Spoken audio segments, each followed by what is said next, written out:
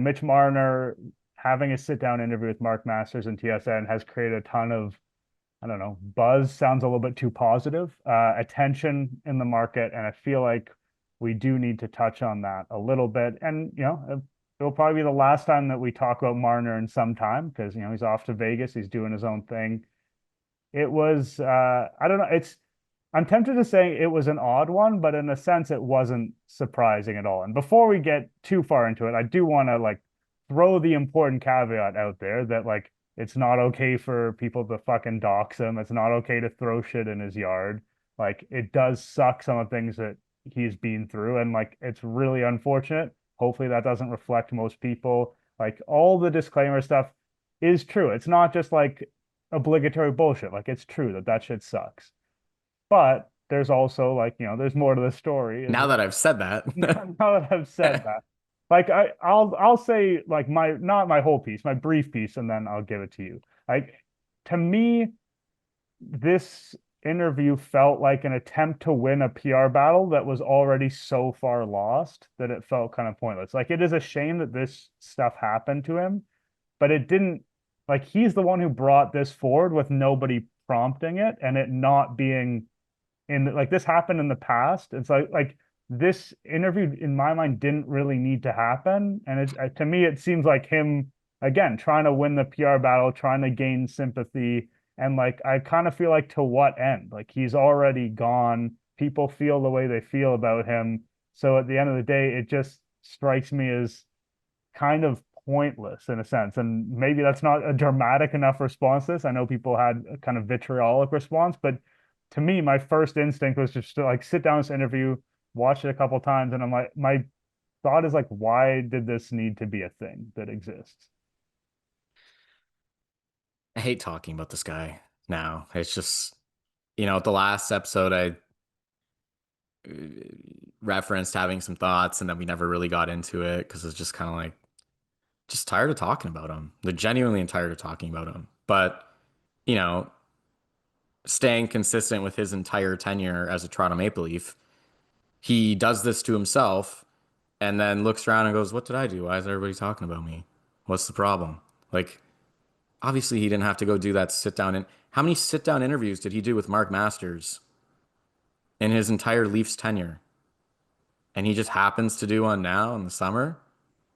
How many podcast appearances has Darren Ferris made in the past like 5 years? Not many. Can I count them on one hand? Is it just one finger? I think we all know which finger that would be if that was the case, like at that point. I mean, it's just clear as day as to what they're doing, which is I'm sure he's getting a tough time for leaving his hometown. I'm sure he hears some of the, vitriol his way. Despite his repeated attempts to tell us that he's not on social media and doesn't pay attention to it, he is very much on social media and very much pays attention to it. And if it's not him, then it's his camp sending him stuff all the time, or it's his security team, or it's whoever else. Like he is very much aware. As much as he told us he wasn't all these years, he is more aware than everybody else. Like I am very much online and aware of things that happened. I did not ever see this address post. I'm not saying it didn't happen. I'm just saying I personally did not see it. I don't know about you, Nick. I'm like very much like tuned in to chatter or conversation, whether I engage in it or not. Like I'm very much around it. I feel like I would have seen a screenshot of it. I feel like I would have seen something. The point of whether it happened or not is really not what I'm saying. It's more to say like I don't think that this was like some viral thing that I just somehow missed, unless you saw it and I I never mean, it even may asked have you. come down very, very quick. Like it may have been an incredibly small moment in time. But How like I can't parse that months later. and I don't and then yeah, I just kind of look at it and go, he's just never been accountable his entire time in Toronto. Like his whole time, which is where I think a lot of I was trying to like pick my words carefully as we kind of go through this, but his entire tenure to me as the Leafs, and I think people look back and say like, oh, like did they like learn lessons of how to manage it and like blah blah blah. And like honestly, the lesson should have been they should have just cut bait a long time ago dealing with the nonsense that they did. You know, he's all the way from minor hockey, like with his father, like there's been problems with him and teams through to London, leaving the first week of the season there and sucking out and all these things. But you dealt with it because they won and he was really good. And then he got here and he was really good, but they didn't win. And then eventually that just kind of becomes untenable. You're like, we're dealing with all this constant crap, but you're not winning and you're not accountable to your role in that. And then you sit there and get defensive and look at the market or whatever you want to pick and blame that. And you never just look at yourself and internalize it and go like, well, what role did I play in everything that happened there? And I think that's kind of indicative of his game. Like I know I kind of sent it to you in jest before the game, before this podcast, sorry, um, about his presser after they lost to Montreal in the offseason, where he was asked, like, is he going to change anything in his game? Like, he obviously he was terrible in the playoffs that year. Like, just objectively, he was terrible. And he was asked if he was going to change anything in his game. The first word out of his mouth was nope. And then he just went on some rant about getting scoring chances, and somehow his line created energy for like, oh, you know, He's what, 20, known for those bone rattling yeah. hits that Thank create energy. That's thank you traditionally Mitch Marner's game. for over $20 million. You too can sign a line that gives you energy and no offense in the playoffs. And you know, it was just like it was tone deaf. And if you look at his game from that time to now, like nothing's changed. Like he plays the exact same way, which is like he's a really good regular season player. He avoids traffic and contact and he won't go to anywhere that's dirty. And he just avoids all of it, and he plays the exact same way today as he did 5 years ago, as he did 7 years ago. Like not, I don't think much of his game has evolved. I think he's just always been a really talented playmaker with good vision, and that's basically what he is right now. There was a point in there where like his shot got better, like genuinely, and he started scoring more, but it's essentially the same player. Whereas I look at a guy like William Nylander, and there was a ton about Nylander's game that I disliked early on in his career, like a ton. And to me, Nylander is a significantly better player today than he was 5 years ago. Like the way that he controls the puck and muscles guys off, and the way he drives the net, like he loved to loop the net before. Like now he puts his shoulder down or puts his arm out, and like he actually drives it, and that's why he's been one of the best goal scorers in the league 3 years running. And so all that to say is like there's just always been this lack of accountability and always this like sort of like why like just I don't know what it is, like an ignorance or something to like his role and everything. And a lot of people saw through it. We say this a million times, like this isn't a stupid hockey market.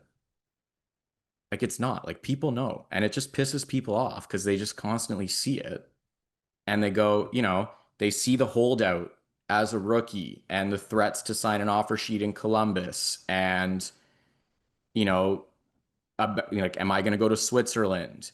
And then signs this way above market deal and then doesn't produce in the playoffs and then is defensive in every interview and, never just sat there and said, like, I got to be better. It was always push the attention off me. And then that brings us to this one where it's finally like, oh, like, it's like the fans and, playing that up as like a main reason for like the shock and awe of like why he left. The summer before, he said that they were treated like gods. Why didn't you, if it doesn't add up, because with Mark Masters, he was like, this has been going on for 2 years. But then in the middle of that 2 year tenure, he went on, waxed on about how well that they were treated by fans. And, you know, at the same time, according to him, it was like, I want to stay in Toronto. Why'd you want to stay then? If it was so bad for 2 years, you could just left. Yeah, I think, the market thing, obviously that gets people going because the fan base, I think if he had performed and if he had had that accountability, people would have embraced him. It's not like he was doomed to not be embraced. Yeah. He said in the interview, like the market was tough on all of us at times. We had to lean on each other. It's like I didn't really see, I didn't see William Nylander getting crushed under the burden of the market or Austin Matthews. And in other sports, people go to big markets and they play. And a lot of people talk about like try being a New York Yankee, try and being Aaron Judge, try being like basically any NFL market, but try being like a Philadelphia Eagle or a Kansas City Chief or I whatever. legitimately don't think this market's tough enough. I New York guarantee Giants. you when he comes back in January on the Friday, it will not be nearly as venomous as people think. I guarantee when they put on some sort of like tribute at the first commercial, which I would have to debate not doing personally, but that's just me. Maybe I'm petty. I guarantee he will get a good mix of cheers. Like it will not be straight boos. They will not sit there and boo a tribute video for a minute. I He promise you they won't. he might get one quasi sharp question from Steve Simmons. That will be like the extent of Wow, his that must be tough. That just yeah. that big bad Toronto media, your one hard question from Steve Simmons. But As it's the accountability thing, right? Like in this interview too, he said we had so many teams that fell short. It didn't happen. Like when I was a kid all the time, I would say things like, and my mom would know this. I don't think she listens to podcasts, but I would say stuff like, "Oh, the vase broke," or like the glass dropped, and she'd be like, "Nick, the vase didn't broke. Like you broke the vase. Like the glass didn't drop. Like you knocked over the glass." And that was like a big bone of contention between me and my mom, except I was 10. Like this guy is a grown man. And like that, I think, is what gets to people. Like he never, and it was so easy. Like it's been so easy for him to say at a certain point, I was brutal out there. Like I need to be better. And then you get that clip of him on TV. And we're all professional lip readers, but it sure seemed like he's yelling at his teammates to wake the fuck up. And oh, then that's exactly what he said as he yeah, I played like mean, shit. yeah, exactly. And there's like 100% chance that's what it was. And it's just kind of like it's the lack of self-awareness, it's the lack of taking accountability. I don't really begrudge a contract as much as some others do, but like people feel that way about it. And it's just this whole package. And like I didn't listen to the whole Darren Ferris interview, but I clipped this one quote that I thought was interesting where he said, "You can't blame the fans. They react to what they hear, and sometimes it's misinformation. We could go out there and attack every message out there that was incorrect. You just give those people credibility, it creates a bigger storm. It was difficult to manage and difficult to get through."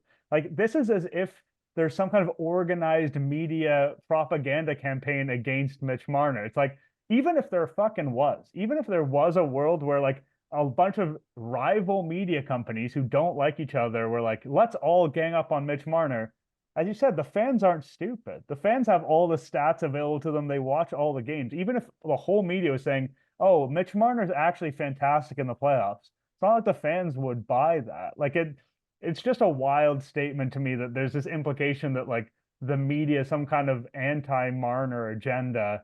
The media doesn't have an agenda. It's a bunch of disorganized dudes who are trying to do their best. That part of it. I mean, I know that he's not Ferris, but obviously Ferris represents him, and like Oh yeah. that was just like, come on, man. Look, the craziest part about the Darren Ferris interview, podcast appearance, whatever, to me was when he went all the way back to the Mike Babcock era to reference Mitch not being treated properly or fairly or whatever. And I forget if we talked about it, but Nick Kypreos wrote a piece basically about how like Mitch Marner was like mistreated as well, like months ago, like before he officially left in free agency, and he referenced it too. And I mean, readers can or listeners can go find that piece if they want, but that piece, which I thought was like full of issues. I think Alec even wrote about it. Um, is like exactly how the Marner camp feels. Like I think that piece like parroted a lot of their feelings, and then Ferris also talking about Babcock kind of falls into that category, and I just kind of like get over it. I mean, it was like 6 years ago. Like, at what point do you let it go? Like, if honestly, if that is still bothering you, if Lou not giving you your bonuses after you then got way overpaid by market value, you can say whatever he lived up to his contract in terms of value of whatever, but in terms of market, he was overpaid. Period. End of story. I will not have this argument with you or anybody. He was overpaid. Every other comparable winger was making like $9.5 million. Straight up. There's no argument to be had. There's a projection and a COVID of all Stop that it, that's Nick. Stop complicating it. it. But Stop it. Don't embarrass yourself. He was overpaid. And so that like but they sit there and it's like you're still whining about Lou bonuses. You're still whining about Babcock treatment. Like at some point, get over it. Like get over yourself. But he was never over himself. It was always like an ego play. And honestly, the craziest thing about everything that's happened this summer to me about it, like him going on the master, like, yeah, let me pull over. I'm gonna make sure people, put my PR spin on my leaving. I'm gonna make sure my agent follows me up with one, right before it, just in case that message didn't get out crystal clear. And all of the handling of everything is how like nothing has come out about Mitch from the Toronto side and how much of a problem he was at times for them. Because to sit there and listen to him like bemoan certain situations or treatments is like, and to not account for any of his, not just his role, as we've just talked about, but some of the crap that he did on his end, which is very much relevant given, he wants to throw stones from a glass house. I'm just, the whole way that that has played out, I'm actually floored because for months on end, I would hear from like various people, and it's like if he leaves, like there's so much like to talk about from his end of things, and we haven't heard like a single word. And so, you know, you can sit there and track it back to various things, like talks that he would refuse to go to certain spots on the power play, right? And you saw that with how they awkwardly moved him around at times, like that he didn't want to play down low. He wanted to play on the half wall, but the Leafs had Nylander and Matthews, and Marner couldn't shoot well enough to justify it. And then you saw them move him to the bumper, which was extremely awkward and terrible. And then he would just kind of like roam around. And then eventually he made his way to the point, and he was really good on the point, like full marks. Like I really liked Mitch Marner on the point of the power play. But they did this like whole awkward song and dance where like he didn't want to go to certain places, and like they had to try to find things for him to do, and it was weird, and like it never really worked in the playoffs. Like he has one power play goal in his entire playoff career, which is crazy. And like that was a problem. And then you start to hear about like some of the toxicness of like if things went like poorly at certain times, and how he constantly like compared himself to Austin Matthews. And that goes back to the contract right out of the ELC, right? Like his comparable was Austin Matthews. He always fancied himself side by side to Austin Matthews, which 32 out of 32 GMs are taking Austin Matthews over Mitch Marner. You can't find 1,000 people in hockey. If you go I through a don't. thousand people, you can't find a single one that are taking Mitch Marner over Austin Matthews. I think But even like the fans, even aliens who no, watch like one game and you don't know how hockey works, like there's a difference you between what an Austin but Matthews brings and a Mitch Marner. It's not comparable. but he constantly compared himself to it, right? And like his camp was coming out at times like that with going like, we're not taking a million less than Matthews. Like Matthews signed for that. We're in that territory. And that was what that whole negotiation came down to. Even though he was a winger, even though he was coming off like a 69-point season, where Matthews had a 40-goal rookie season that you can't even compare to. Again, a problem. Then you kind of go through some of the dictating of ice time and line mates at certain times, a problem. Like, I don't care. Like, I don't have an issue saying it. It's like this year, there was a point where I was really harping on Matthews and Marner playing together. Like, there was a point early on where I was like, this makes sense. Like, Nyes is getting way better. Like, they should have this like amazing top line that can run teams over. You still have Nylander on the second line. Tavares is still producing. This is logical to me. But then as the season went on, like they weren't dominating games. And we were, as we referenced earlier in the podcast, like they were just having long stretches where they were getting actively outplayed, like way too long. And you would expect if you have a big top line where you've played your best left winger, your best center, and your best right winger all together, that they go out there and they tilt the ice back and they regain momentum and they get all the shots. And the tipping point for me, which like really bothered me just kind of watching it play out, was when they played San Jose a few weeks in a row, and Macklin Celebrini outplayed them twice. Like you can get the first one. You got young kid, he's talented, he's hyped up. He outplays you. He gets the better of you. But you play him a second time and he outplays you again, unacceptable. Like he's 18. Like you should be cleaning his clock out. Like you guys are 10 years older than him. It's his first year in the league. That's unacceptable territory to me. And like I think back to Matthews and Marner when they first entered the league and they played Chicago and they were, a few years removed from their like 3 cups and whatever. And Taves just cleaned them out. Because that's what you should be doing to a young guy entering the league when you're like an established star. So, anyways, I harped on this fairly significantly. And I actually got like a message from someone who worked for the Leafs for the majority of Marner's tenure, but not last year. And I was saying, like, how do they keep playing these guys together publicly? Because they're not producing good enough results to justify this. And the message was, we cannot, or like the Leafs will never split them up because Marner will have a conniption. That's the exact word, conniption, if they do. And you go through and you look at, we talked about it with the spreading it out, right? They never did it.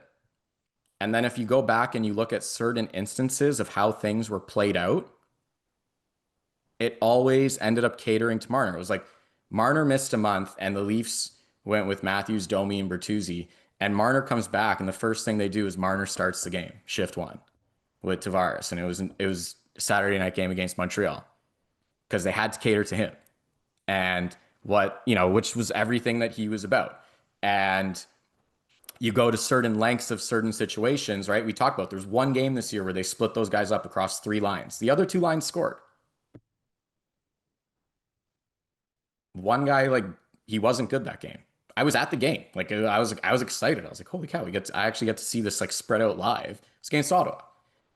March 15th. It was terrible. And then they reunited it back for the third, right? That line with Domi this year was good. They scored back-to-back games. But that Tavares, Marner, Nylander line was terrible. Broke it back up, status quo, call it a day, right? And it's like, there was this large catering to him on their end where I'd be sitting there right now. And I actually think the Leafs have handled this like fairly well. Like they really haven't said anything, but Tree Living did make a point to come out and say like, we take our players' safety seriously. And that's pretty much the extent of it. This is the right thing to like. There's no 100% it reason to is. get in a pissing match with Marner. No, but like there was a large catering to Marner as well. And like some of it is like purely ego driven from his agent to his camp to the player himself. Like he came at like Ferris, if you listen to part of the interview, was like, I was pissed at the teams that the Marner trade came out publicly after the deadline. And I'm like, do you know how many times this happens? Like, get over yourself. We hear about speculative deals that fell through all the time. And this was a massive one. Of course, someone's going to find it. Yeah, there's so many Like, different people who are involved who can potentially know about that, and then they have connection. Like, it's an unfair expectation to be like, oh, it's my client, it's Marner, so everyone needs to shut the fuck up. Like, it's not realistic. yeah. So, the reason I flagged that story is I think there were certain things, and people can like look back at the timelines and histories of certain things, and you can see it, right? It's like Babcock mistreated me, beyond the list and all that. Like Marner got pushed down the lineup at times, right? And he wouldn't play on the top power play unit with Matthews and Nylander and things like that. And Sheldon takes over, and what do we see? Matthews and Marner attached to the hip, Marner top power play unit, Marner spoon fed all these minutes. And yes, he was good. Like there's no arguments to it. He was genuinely good in the regular season, but then it never ultimately paid off. And then things would go south. And then when it came time for him to take the accountability on his side of things, it was defensive, it was abrasive, it was never accountable. And so, yeah, I don't know. Like ultimately, like we started this talking about the Marner Masters interview. It's just like another chapter where it's just like how appropriate. Like you can just never get out of your own way. Like it would just always about you and how you felt you were mistreated and everybody was against you and all these things when in reality I just look and say like everyone wanted to love you and everyone wanted the team to win so badly. Like that was it. People wanted the team to win. And you always had this like petty, vindictive things going on, whether it was Lou didn't give you your bonuses, Babs didn't treat you right. Am I playing with Matthews? Am I getting my minutes? And all of these things that, like, that's not about winning. And that is not what fans want to see, and that's not what inspires fans, and that's not what buys fans in to the team and the organization. And long after players are gone, the team remains. Toronto Maple Leafs are still going to play hockey this year, still going to play hockey next year, even though Mitch isn't here. And like those are the things people are going to remember. And when people remember other players that we hear them speak fondly of, whether it's like all the way up to Doug Gilmour, who was like incredible for a few years, to, grinder type guys like Darcy Tucker, like the things that people remember is like those guys associated with like, we really wanted to do it. Like we made sacrifices, we put our body on the line, we did this, that, whatever. And I don't know if you can ever look back at his tenure and say like he genuinely made sacrifices for the greater good of the team. I just ultimately look at it and say it was really about him. And then when they didn't win, he was like, and that was me putting my hands up for anyone listening to just the audio, just going, what Yeah, do you want me to do? Nothing.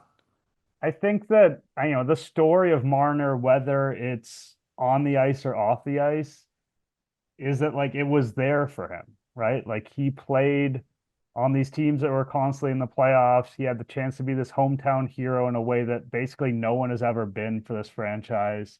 He played with, in theory, stylistically, the perfect player for him to play with a lot of the time. And, even putting aside the component to which that was, pressured, like a lot of times he earned those minutes too. Like he was a first line caliber winger. Yeah. And he was But was never, he like so sick on the penalty kill that he had to be like PK1 all the time? no, but for sure. And honestly, that was inadvisable because they overused him and like that backfired.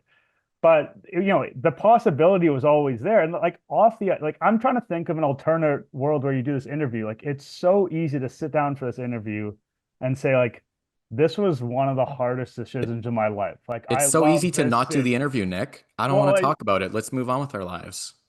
sure, but even if you do the interview, like it's easy to say like it breaks my heart how things went here. Like I wanted so much to be one of the people, not the guy, one of the guys to bring this championship to this city that deserves it so much. I grew up, I know what this means. Me and my family are getting this new start. This is the new chapter we need, and like this will always leave a bitter taste in my mouth that it didn't quite work out here, and it sucks. And I wish that I could have done more to make it happen.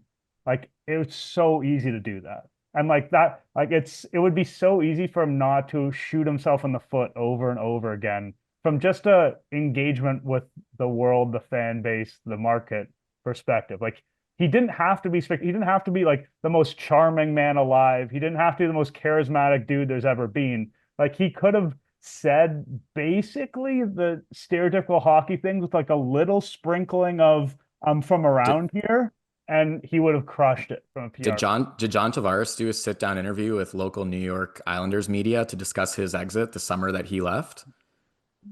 I mean, Did not that I know of. how many high profile UFAs do this in general? Fair. Not like he just I don't know. Like we talked about it in advance of free agency, where I was like, yeah, like I'd like to keep him, but like he'd have to take less money, which he probably won't do. And there needs to be one of the things said back then is like there needs to be some accountability on his end. Like he needs to come here and say, like, I'm not leaving like this on these terms. Like we started something here and I'm gonna finish it here because that's where I'm meant to be.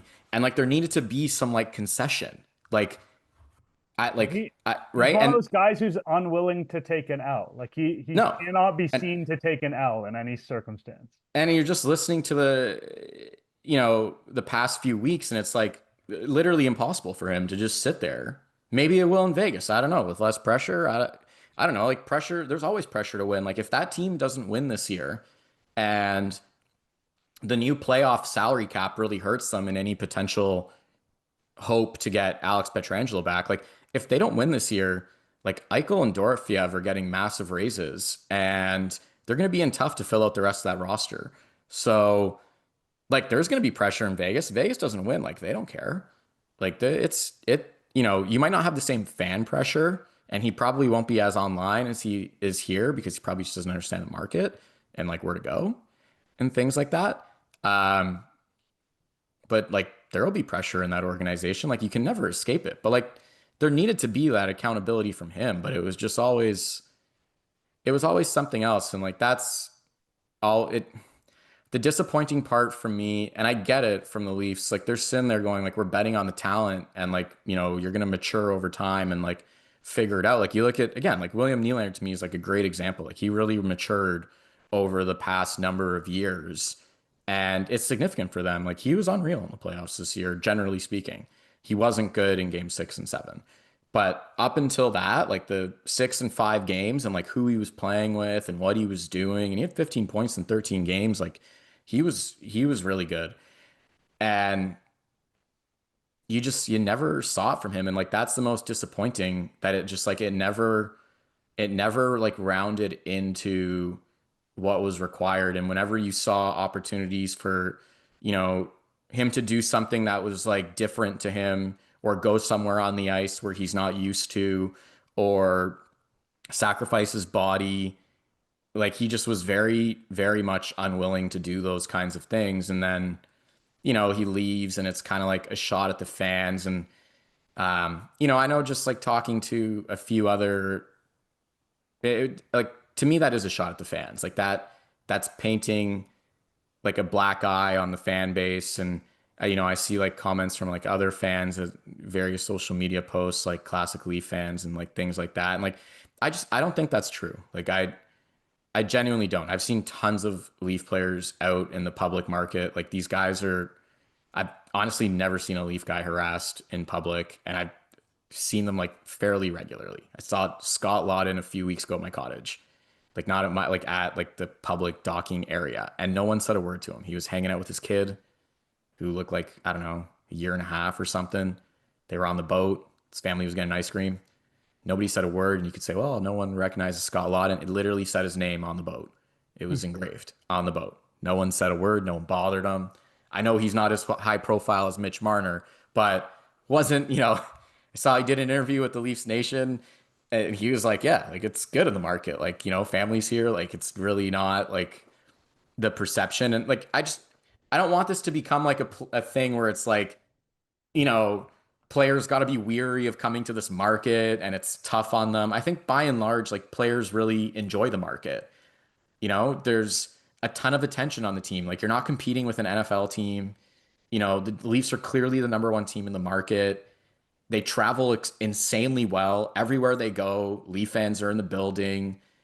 They make their presence known. They're loud.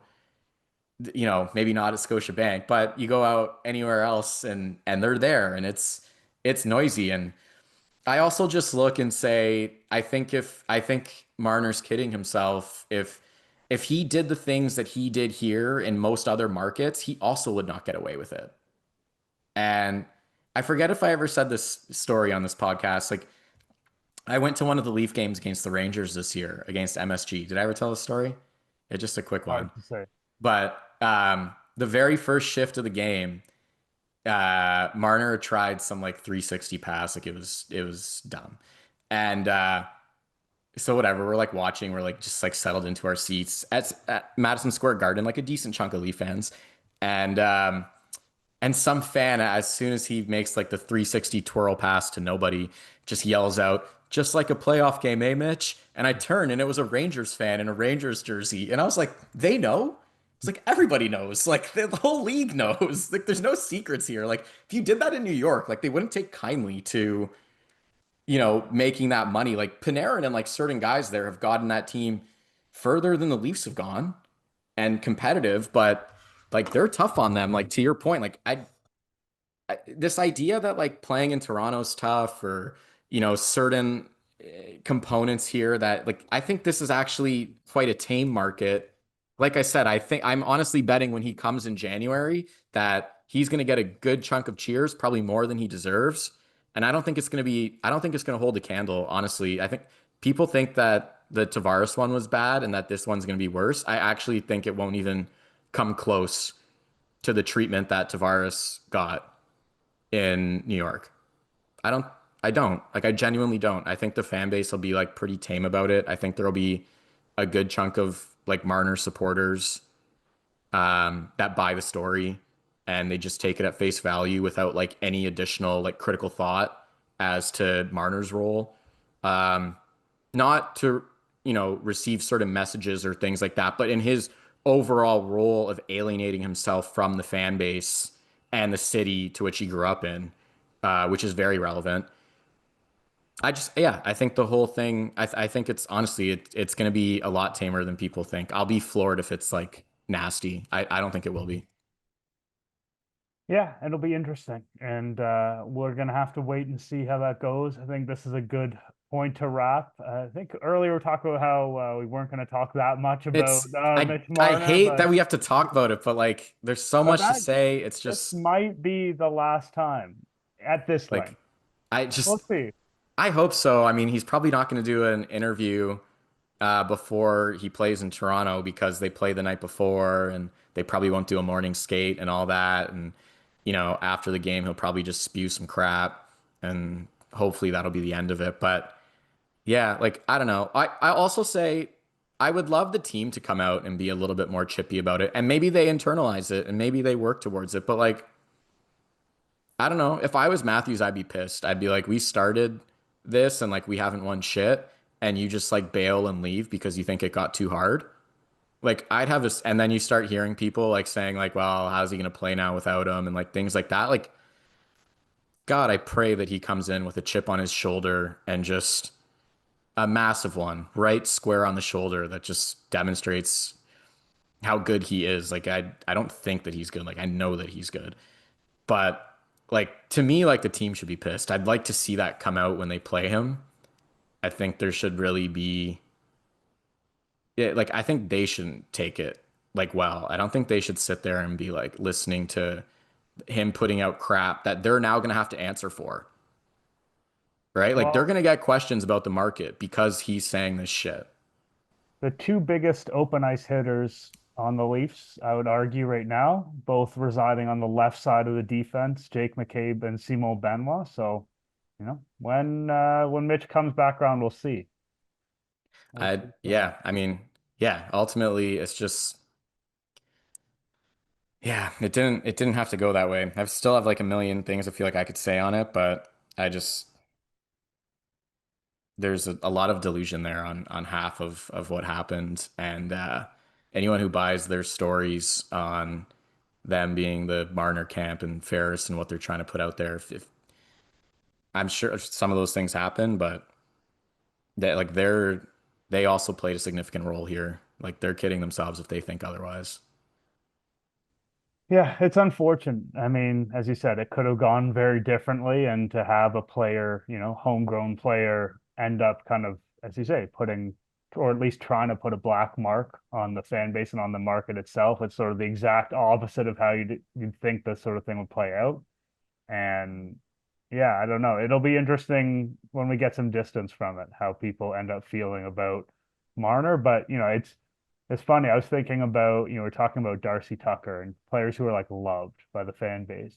And like in the future, I kind of feel like I might see more 16 Darcy Tuckers than Marner jerseys, like in future seasons, even though he's But far less consequential. but what was the bar for loving them? That like they gave a shit and they associated with the fan base, and if things didn't go well, they owned it like adults.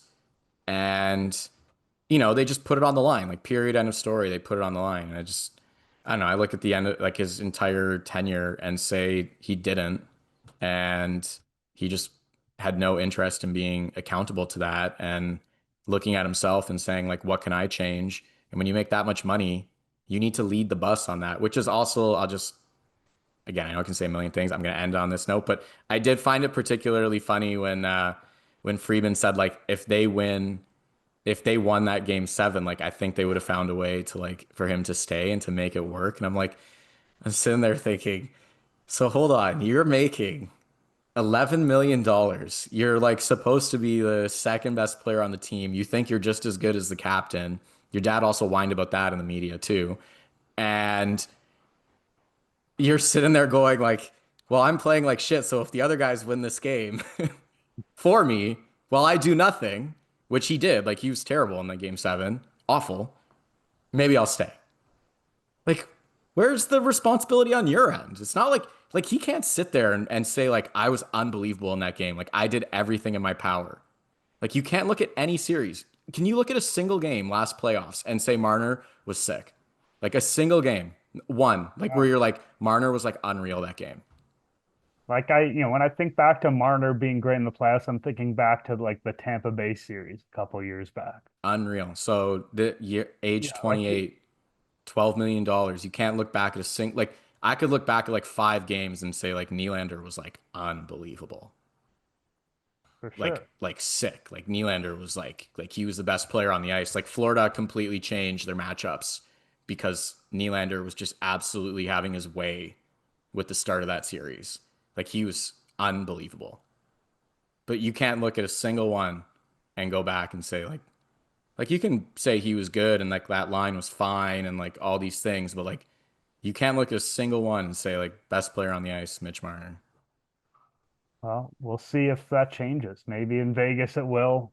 Maybe, I but don't think that'll invalidate or really change the story. Like, regardless of what happens in the future, I don't think it really matters. I think they'll try and make it matter, like if Marner ends up for getting a sure. cup or something, I think that they'll try and rewrite the history of what happened in Toronto, but ultimately it doesn't matter because what happened in Toronto happened for close, a It decade basically. And it it's hard to watch and then to hear his comments and then just like the whole situation and think that it was ever going to change here by the end of it. Like by the end of the playoffs, I was kind of like, why pay this guy? Like what's how many years are we going to see this same shit? Like he's yeah, not like it's not getting done. Like what you're going to keep paying, you keep having a bottom six that sucks. You watch Florida's third line work you while the top guys don't score nearly enough to hedge it. Like, and then he whines about how he was wronged. I don't know. I just, yeah, can't get can't get well, to it. we're gonna see it. We're gonna see how it looks not too distant future.